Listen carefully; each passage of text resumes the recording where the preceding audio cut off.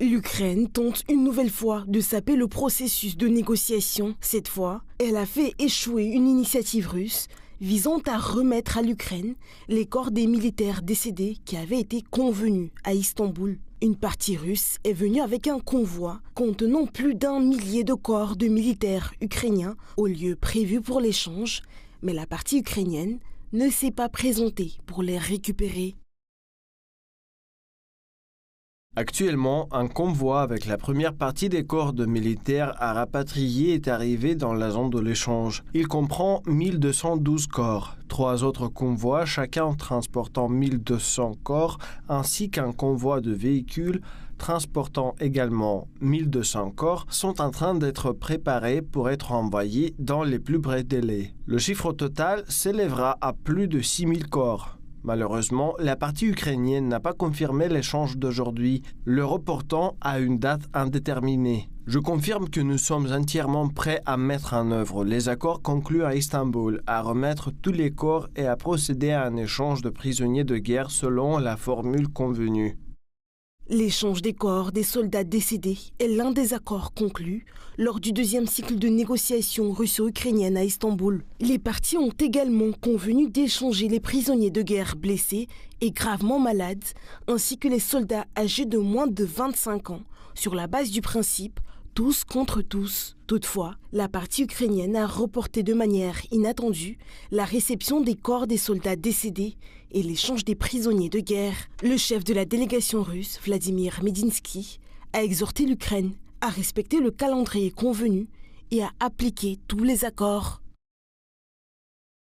Conformément au planning approuvé à Istanbul, les échanges devaient commencer aujourd'hui.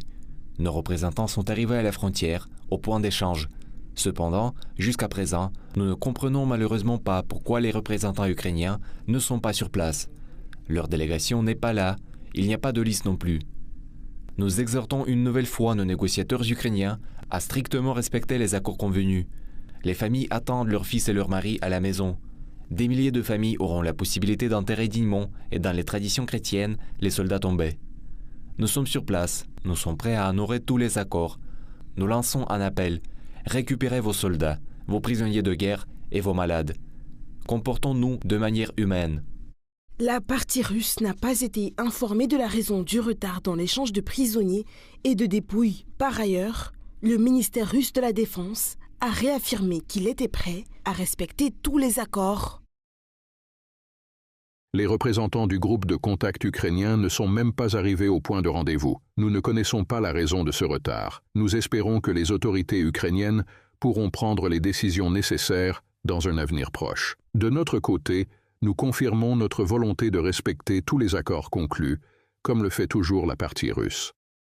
De son côté, la partie ukrainienne tente de déformer la situation en rejetant les accusations sur Moscou. Selon le quartier général ukrainien de coordination pour le traitement des prisonniers de guerre, après une semaine de négociations, aucune date n'aurait été fixée pour le rapatriement des dépouilles. Dans le même temps, la partie ukrainienne s'est déclarée insatisfaite de la liste des prisonniers de guerre remise par la Russie. Mais le plus cynique, ce sont les déclarations sur l'intention ukrainienne d'obtenir un vrai résultat, le retour des prisonniers et des corps des morts, alors que le premier convoi est déjà à la frontière, mais que personne n'est venu les récupérer. L'échange n'a pas eu lieu. Nous voyons les déclarations des médias ukrainiens et internationaux selon lesquelles l'échange aurait été reporté à la semaine prochaine. Nous attendons donc les déclarations officielles à ce sujet. Nous sommes prêts à travailler dès maintenant car les corps se trouvent à proximité du lieu d'échange et nous sommes intéressés par la mise en œuvre de cette action purement humanitaire, qui est le résultat du deuxième tour de négociations russo-ukrainiennes à Istanbul.